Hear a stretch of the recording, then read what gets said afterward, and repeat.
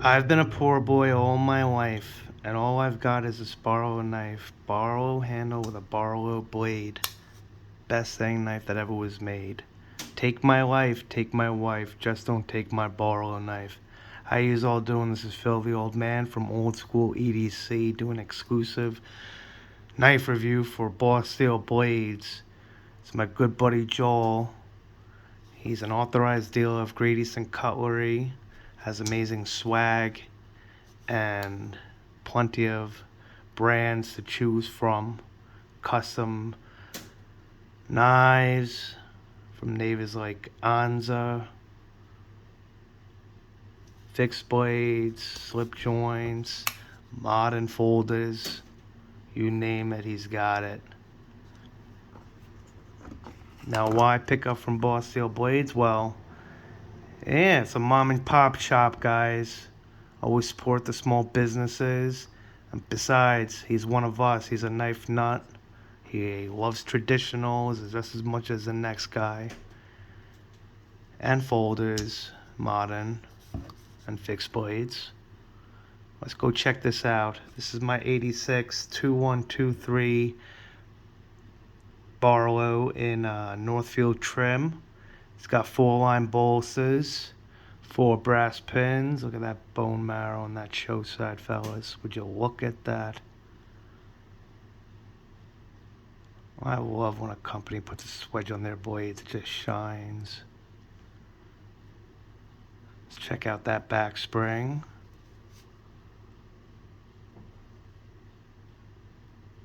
If I could get that brass to show up.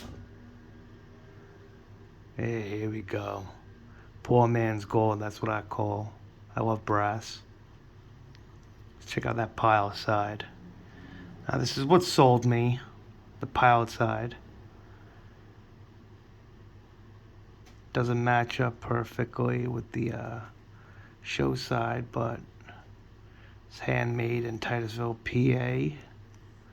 Over 200 processes done to make it the way it is. I love this character natural bone gives. Now they call this Marrow Bone. And what makes it a Barlow? Well, a Barlow is usually bare-ended here, with elongated bolster for stability. This is a working man's knife, for Christ's sake. Thick back spring, as I already showed you. Sometimes comes with 1 or 2 blades. This is a single, either in a clip point, sheep's foot, spear point. Me personally, I love a good spear point. It's my favorite blade shape. Long pull. I prefer a matte strike.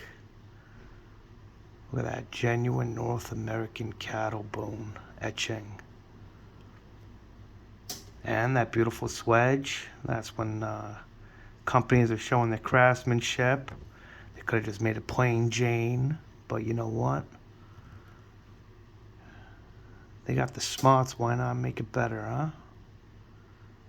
Look at that bone. I just love it. All these pins are flush, nothing's sunken in.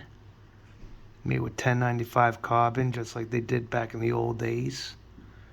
If it ain't broke, why fix it, right? It was easy for them to manufacture and, I guess, stamp out. Takes a wicked edge real quick on the strap.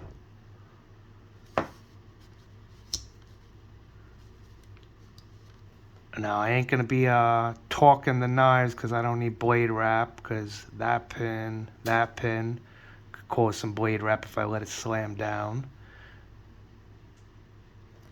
Now, why would anyone want this when they have modern folders that could open up in 2 seconds and lock in? Well, it ain't gonna look like this. All the knives are gonna be generic. This is one of a kind, that's for sure. I mean, everyone thinks, oh, this is a grandpa's knife. Yeah, well, your grandpa was a badass, that's for sure, carrying this piece. Now, Greatest in Color has different lines, and of course, Northfield on Excel, they bought that rights. That just means that they highly polished the blade. They put some ringed bolsters, lines on the bolsters to class it up.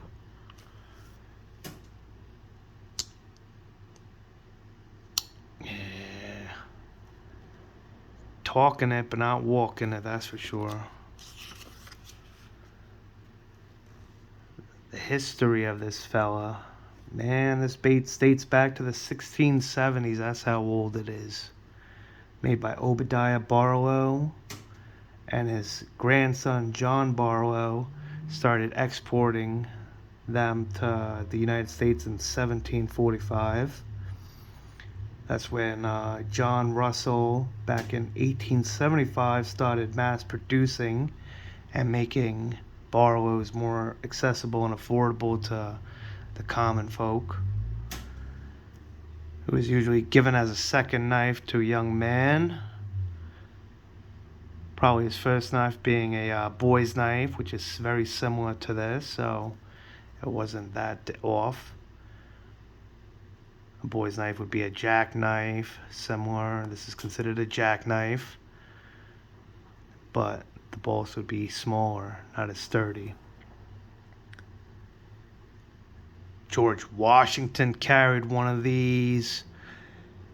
Abraham Lincoln had one of these. Of course, everyone knows him more off having a Congress in his pocket. Mark Twain wrote about this in his book. I mean, Tom Sawyer, his sister bought him a Barlow. It was a knockoff Barlow, cost her 2.5 cents, and it couldn't cut for damn.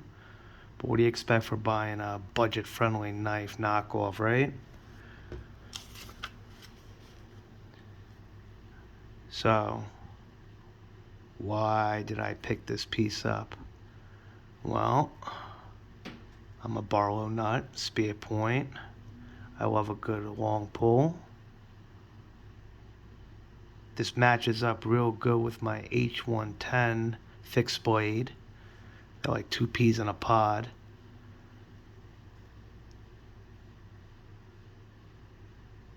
Look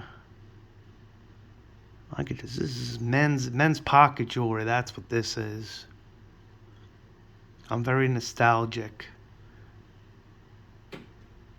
Yep. Very nostalgic. Now, 3 7/8, but I don't want to be boring y'all with measurements here. So I got 4 fingers. I don't have giant hands, but neither do I have small. The blade length, I have no idea. I'm not a tape measurer, but I was always taught if it's under 4 finger lengths, it's legal to carry here in New York and non-locking. So this is completely legal for me to carry, and I just don't need the cops busting my balls.